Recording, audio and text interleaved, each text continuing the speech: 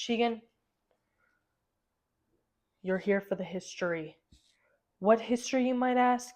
Well, the history would be the first ever Haley Talks Too Much podcast. Welcome in, guys.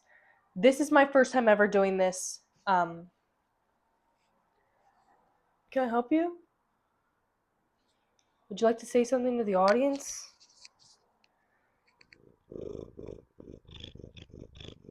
Okay. Well, on that note. Oh, and the other one's coming over here too. Welcome to Haley Talks Too Much, the podcast where I talk about me, myself, and I might have guests on here eventually, but for right now it's just me. And I'm gonna be doing a little intro pod for you guys. My name is Haley. I am 21 years of age. My birthday is February 2nd, 2004. I have two beautiful younglings here. This behind me is Sheegan. Would you like to say anything? Sheegan is 15 years. No, I'm lying. She's 14. She's going to be 15 in March. Her birthday is March 1st, 2011. And Milo, the little orange one you saw running around, that is Milo. He is a year old. He's going to be 2 on roughly estimated March 8th. And he's a freaking menace. You're a menace. And so if you hear any crashing or anything in the background, that's him. But yeah, welcome to the pod. I am a senior and graduate in 3 weeks from university. My degree is a bachelor's in science and business administration with a focus on marketing. And that is a handful. And I was packing up my apartment today. And I was getting a little emotional because what do you mean I've already been here for 3.5 years? That's crazy. Do you know I'm recording or something? Like, why do you want all this attention right now? You too, come here. Come say hi. Come say hi. Good boy. Hi. Come say hi. No? Okay. And yeah, I had a lot of fun in college. I plan to start my master's in January. Yeah. What else about me? I work at Texas Roadhouse. I am a server manager and I do work on the marketing team. I am a hopeless romantic. I'm very big into films and the film industry. I love my YouTube channel. It's my baby. My favorite thing ever is making content and going live on TikTok or making TikToks. Honestly, love it. What else? I love my cats to death. I spend more money on them than I do myself. This one actually, funny story. So, hold on. Let me put the mic back for this because I'm about to get angry and I don't want to yell into you guys. Okay, so Milo. He's an orange cat. People who know about orange cats know how they get down. So one day I was eating Blue Diamond almonds. I think that's what they're called. Blue Diamond is the brand. And I was eating specifically the really good honey roasted ones. Anyway, I had a bag on my bed. Now, this cat will eat anything. Anything. He got into my friend's greens. So, yeah, he'll eat anything. Lettuce, he'll eat it. Tomatoes, he'll eat it. Sour cream, he'll eat it. Anyway, moral of the story. I should have been a little more careful, but I had to pee. Your girl had to pee. And so I left these freaking almonds on my bed. I'm not even kidding you. 2 seconds. 2 seconds. And I went to the bathroom.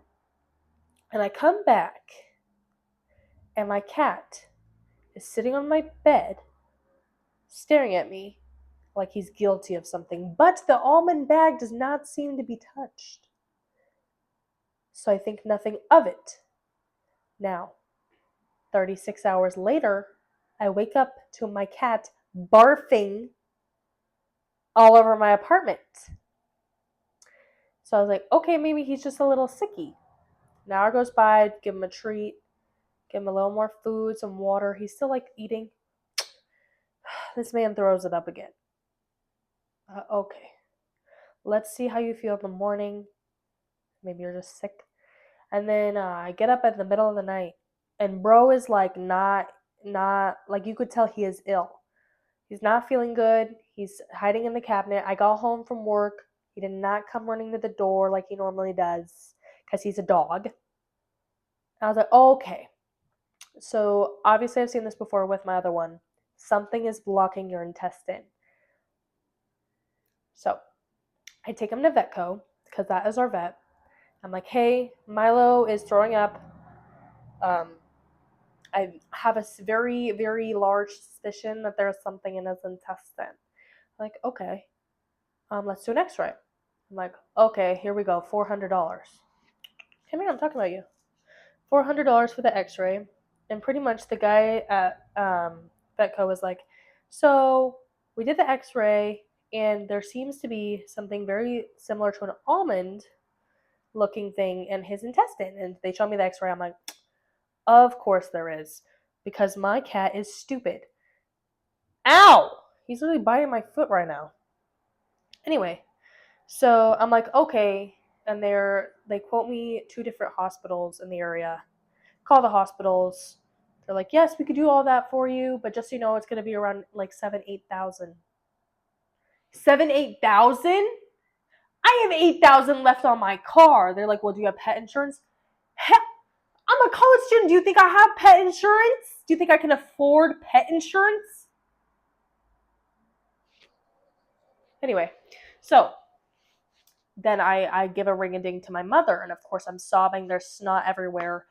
It's obviously a horrific sight for my mom. She's like, okay, well, I can afford that. You can afford that. So what are we going to do? She was like, oh, wait. When Sheegan, that's my other cat, decided to swallow a Nerf bullet. I don't know why my cats are like this, but when Sheegan decided to swallow a Nerf bullet, we took her to Dr. Jeff Rocky Mountain Vet.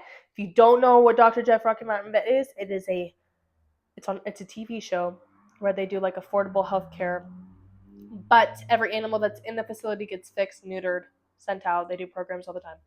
But it's a TV show, so they can do things for like cheaper, I guess. Anyway, it's 2 hours away from where I'm at. And so my vet at Vetco, get out of the trash! Hey, my vet at Vetco is like, we think that the almond can obstruct his intestine at any time. So I'm obviously sobbing. I'm like, Mom, I don't want to go. I don't want to drive 2 hours.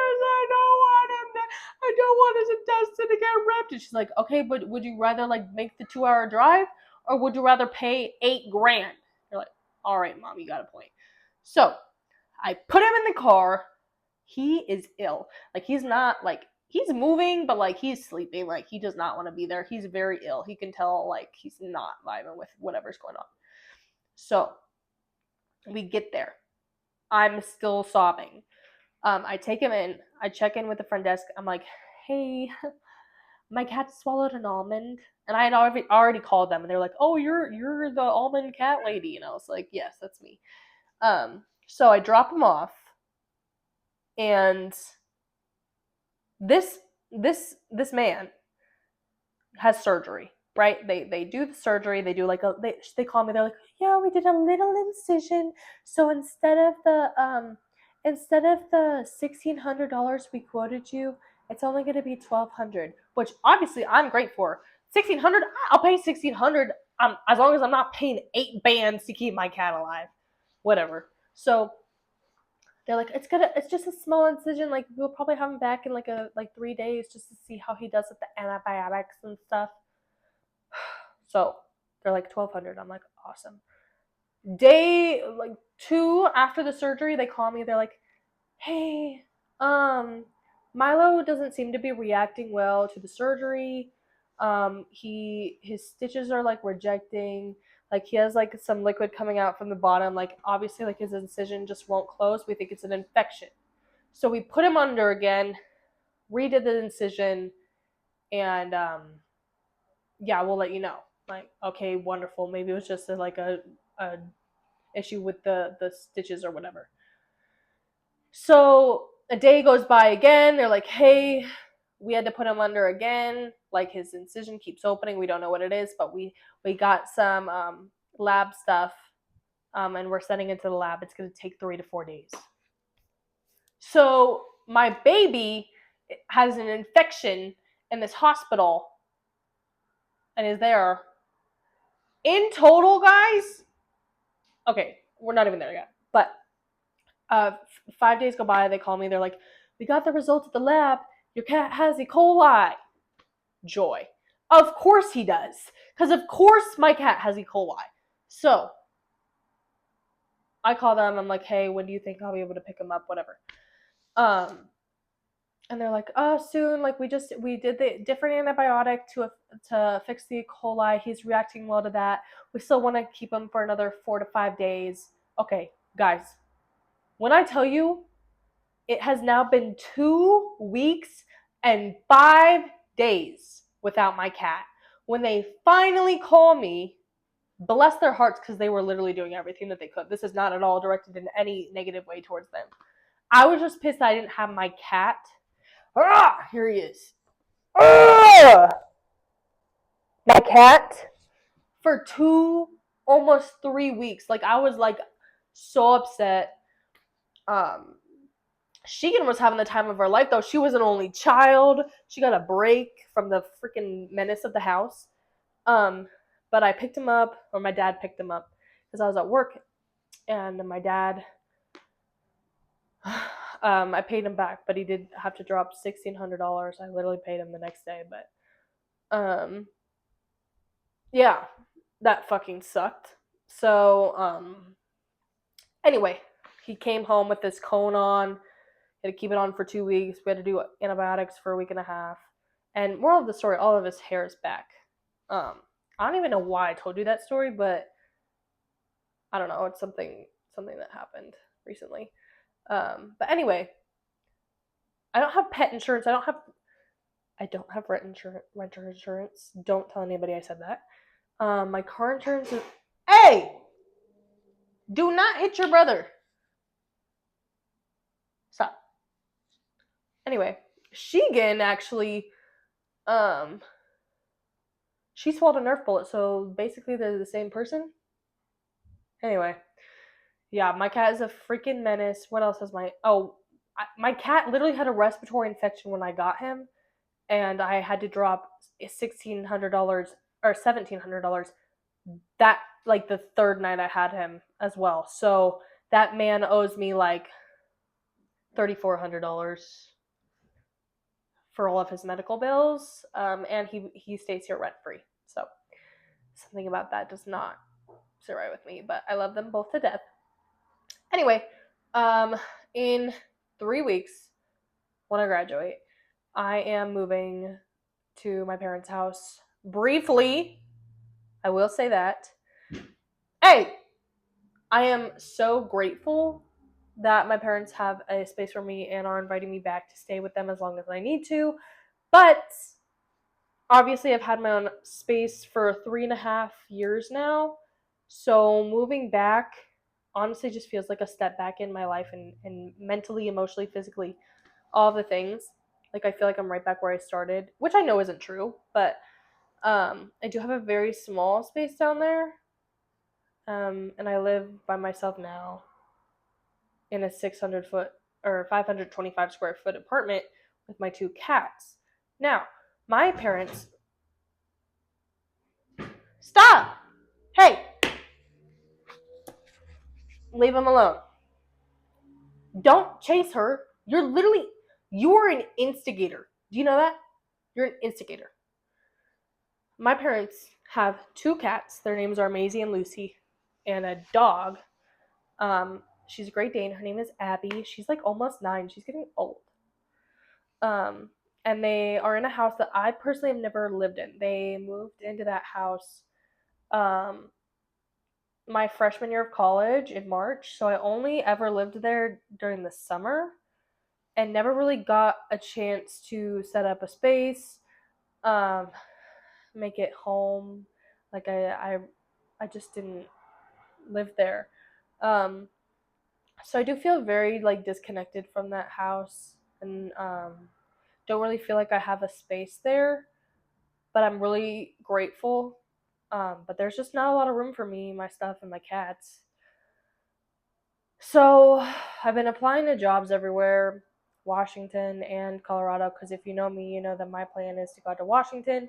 But also, I know that my parents are here and my little brother goes to school at Colorado School of Mines. So I have to deal with that as well. So I mean, chances are I might be in Colorado a little longer. Moral of the story: I need a job. I mean, I have a job.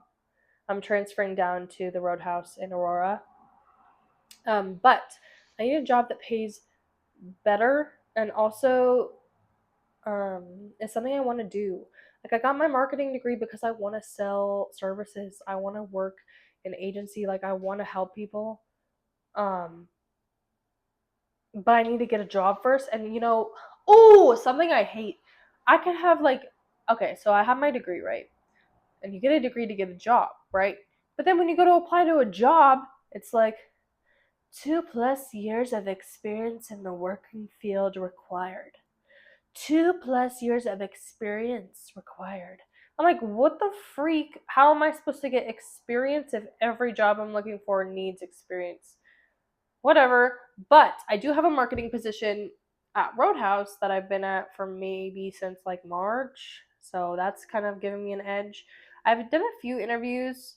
One financial advising position, which I liked until the guy that I was interviewing with couldn't really answer a lot of my questions. Um, I think it's very important to interview people and also like when you're getting interviewed, interview them back because they're the ones that work there, right? So if you really want to know what it's like working there, then you should ask questions.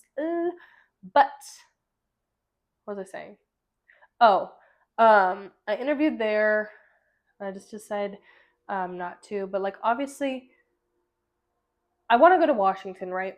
But thousands and thousands of corporate jobs were just lost in Washington because Amazon fired so many people. And if you guys don't know, the Amazon headquarters is in Washington.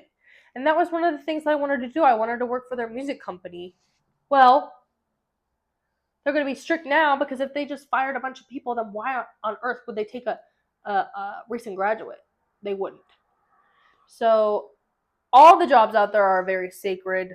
Nobody's really like giving anybody out there a chance. Plus, it's like kind of scary to move across the country. Like, I really do want to do it, but like, do I have the balls for that? I think I do, but it's also very expensive, and I still have a car payment. And my mom's logic is that if I pay off my car, which I have like 8,900 on my car, then I can move out and get my own place.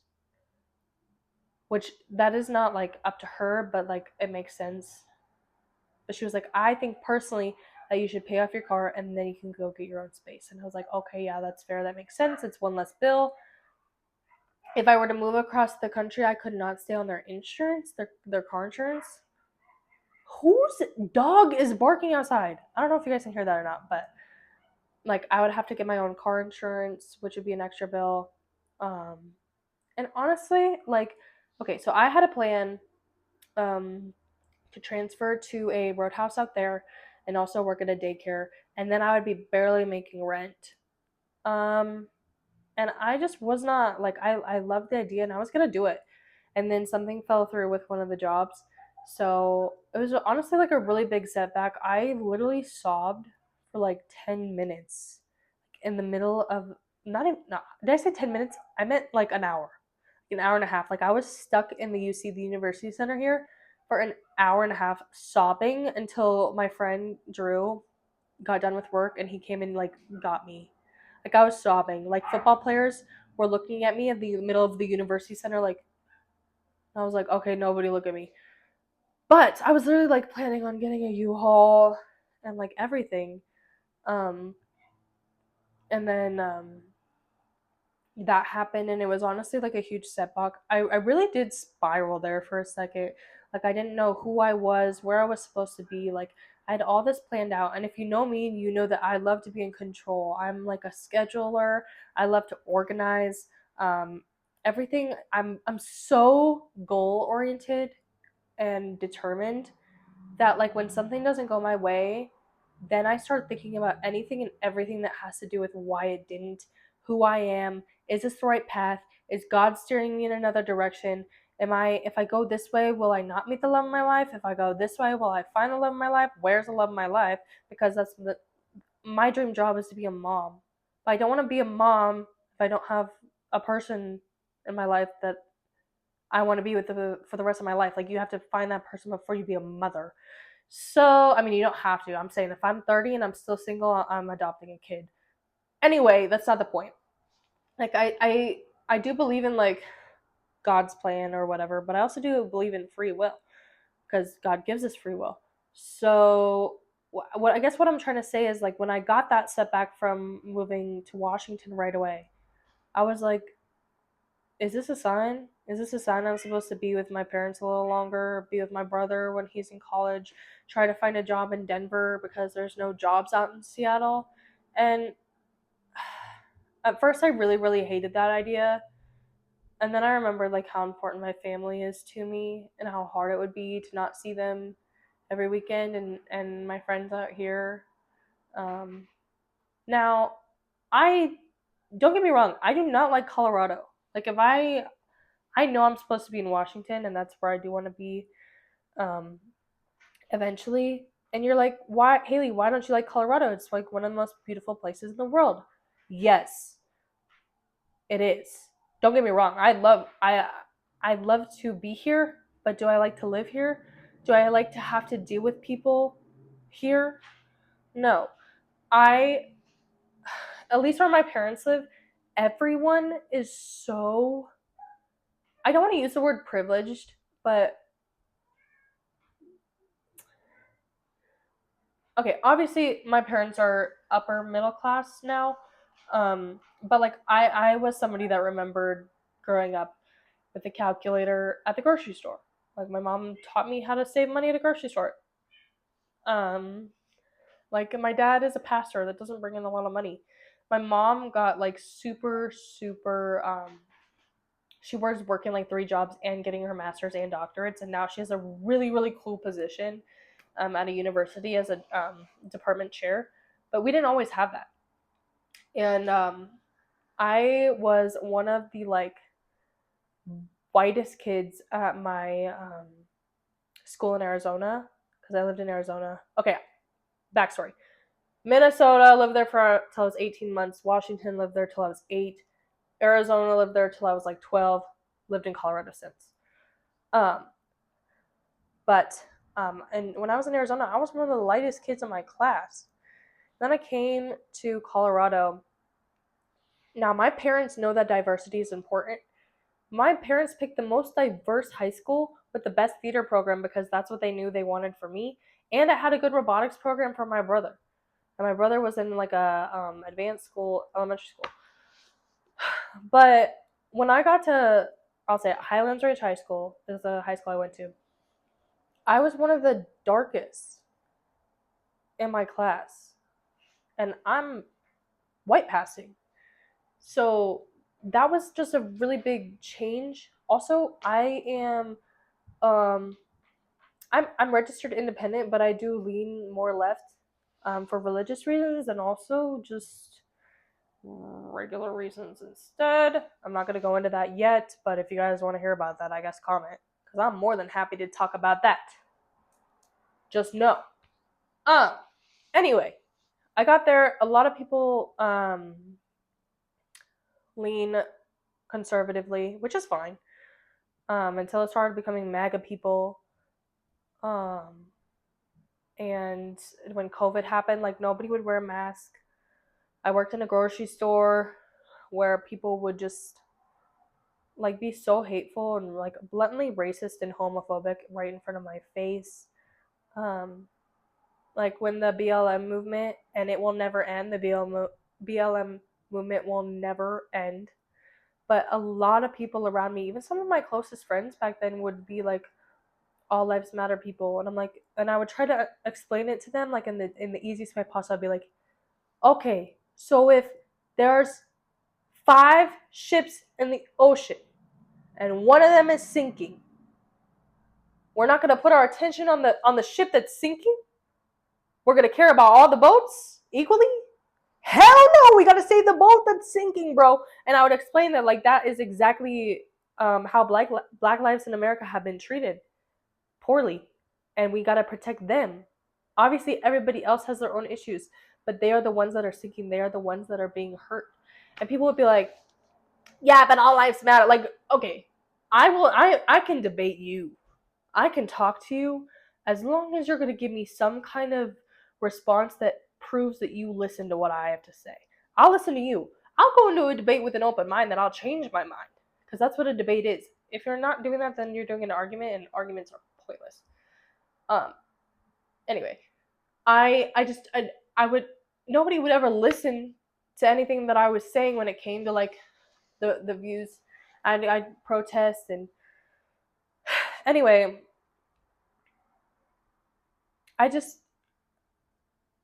the area that I've lived in Colorado's a blue state, but Colorado, where my parents live, working at Starbucks, working at King Soopers, it's just like, I think everybody needs to check their perspective. A lot of people, especially when I worked at the mall, Park Meadows, it was like, people wouldn't get their latte right, or they'd be waiting too long. And I get frustration, but never in my life would I take it out on a 16-year-old girl. Never in my life would I do that. Never. Your latte didn't come out. Check your privilege. You can afford one. What a blessing it is to have your coffee 2 minutes late. What a blessing that is to be able to afford that and not know when your next meal is going to come from. Like, there are so many people that don't even know, like, when they're going to eat a hot meal again, and you're worried about your latte not coming out or not being extra hot or having one less pump. Get a grip. Get a grip. And then to go on and yell at a 15, 16, 17, 18, 19, I don't care how old you are. You could be 42 working at Starbucks. You still, excuse me. You could be 42 working at Starbucks and you would still not, like, why would you get mad at them? They're trying their best. And even if they aren't, you know how much money they're making an hour? Oh, I was at Dutch Bros the other day, here where I go to university. And it's Dutch Magnet Day. So obviously I know it's going to be busy. I went in knowing it was me, my friend Drew, and his friend Gabby. And we put in our online orders because we want the magnets. We don't want them to sell out. Like, obviously, it's fine if they do. It's fine if they don't. So we get there. It starts at 3. We get there at 2:55. We put in our mobile orders at 2:58. And it says won't be ready till 3:30.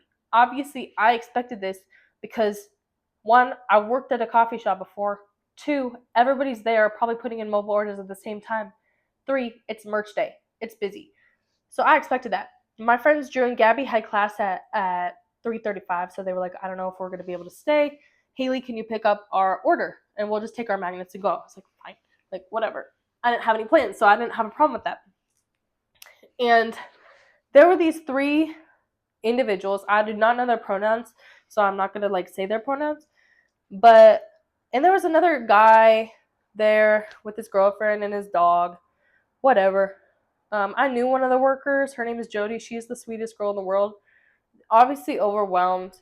And everybody got their magnets, and then we all had to wait for our drinks because you got your magnet, you paid, so you get your magnet, but now you got to wait for your drinks. And people didn't understand that their drinks were taking 30, 45 minutes because of the abundance of drink orders. And there's only 5 baristas right in the whole Dutch Bros. Common sense would tell you that it's going to take a little bit. So people who are quoted around 3:15 comes to be 3:30. They're like, hey, my drink was supposed to be ready at 3:15. They're like, we're doing the best we can. Anyway, my drink said that it was going to be ready around 3:30. I didn't get my drink till 4:15, 45 minutes late. Not one word came out of my mouth. I get it if you have work, if you have somewhere to be, but then just take your magnet and go. Or cancel your order. Don't yell at do not yell at the college students running a Dutch Bros on merch day that are all by themselves. That is going to get you absolutely nowhere. Absolutely nowhere. And there was this, she was super sweet. She was at the window and she was like, we're going as fast as we can. Like I'm so sorry. Like, she was not giving attitude. And this guy walked over to his girlfriend and was like, yeah, she like said 15, like she said to give us her time. She gave me fucking attitude. Why are you lying? Does it make you feel better? Does it make you feel better? And then these individuals, now I have nothing against their looks. Like, obviously, I think that everybody should present themselves how they want. Obviously, I have tattoos. I like to wear tighter tops. I like baggy jeans. I have a very individual style that a lot of people don't like, which I don't give a fuck. The fuck? Anyway, 3 individuals were next to me, and they had like satanic symbols on. Now, don't get me wrong. Do what you want. One of my best friends at work has satanic stuff. I personally am a Christ follower. I love God. So I'm not going to personally do that because it's my life and my relationship with Jesus. I'm not one to tell somebody else how they should be with Jesus, or they fuck with the devil, then pop off. Like, it's not my life. Like, as much love to you, but not my life. Anyway, these individuals had like satanic earrings on and whatever. And honestly, I already knew. Like, I looked at them and they all looked mad. I was like, oh God, what are they going to be mad about? They're mad about their coffee. They got their magnets, that what the whole purpose they came here for, but their coffee wasn't out for like 30 minutes until past the time that they were originally quoted. Which, it's a quote time. It's not a specific time, but that's a whole nother argument. And anyway, they were like, ours hasn't come out yet. Do you think it's because of how we look? No. No. Because why would it be how you look? It's literally all the baristas see back there is a name and an order. A name and an order. They're not out there like, oh, those people have baggy jeans on. I'm not going to make that drink right now. Are you stupid? Like, I'm so sorry. Are you stupid? Do you think that that's seriously what's going on? Is that they're not making your drink because of how you look? Get a grip. And automatically assuming the worst in people is actually crazy. Why can't we be optimistic? Why can't we just maybe remember that these people are working people too, and they're individuals? And those are the same people that turn around and say, is it because I look like this? No, it's not. Everybody's dealing with the same thing, waiting for their... Anyway, I don't know how I got here. I feel like I've been yapping for a little bit. I don't know how long this is, but I did just want to sit down and, like, I don't know, get a little thing out. I'm trying to upload more. This is something new. I've never sat down with a camera before and just like talked for this long. It feels like I'm in therapy again, which everybody should go to therapy. Even therapists should go to therapy. Even if you don't think that therapy is real, maybe you should just talk to a camera or journal. I think that vlogging your feelings or like journaling, that's a form of therapy. Anyway, I don't know where I was going with that. I'm trying to keep my ADD to like lock in because I have a lot. I just said a lot, but hopefully like that made sense. I don't know. I talked about a lot. Be kind to people who are in customer service. And I don't support it, but like those are people that are dealing with your food and drink. Like, I'm not saying that they should do anything to your food or drink. I think that they should I condemn that. But also know that those are people that are dealing with your stuff.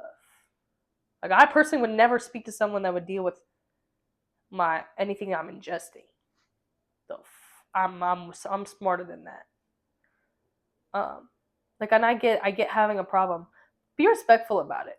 Like, now I'm a server, so I deal with people every day, and there's a difference between people who are like their steak comes out cooked mid-rare, it's supposed to be medium. Does this look like medium to you? Okay, first of all, A, I didn't cook it. B, I'm sorry. Like, obviously we have solutions for that. It's a steakhouse. There's 40 steaks on the grill. I'm not going to make an excuse for it. All I'm going to do is take it back and get it back on the grill. And there's a difference between those people and the people that are like, hey, like, I don't want to complain, but I just can't eat it when it's mid-rare. Do you mind throwing it back on for me to get it a little more pink for me? Like, I would really appreciate it. Yes. And in fact, that kind of attitude makes you want to do it faster. So thank you. Thank you for being like that. If you're one of those people, I love you to death. I love you. Anyway, I'm going to stop ranting. I'm going to do homework and go to bed because I have to work tomorrow. But love and safety, you guys. I always say it, but if you're new here, love and safety. Be a better person tomorrow than you were today. Yeah, bye. Hopefully you guys enjoyed my little rants. Okay. Bye. Goodbye.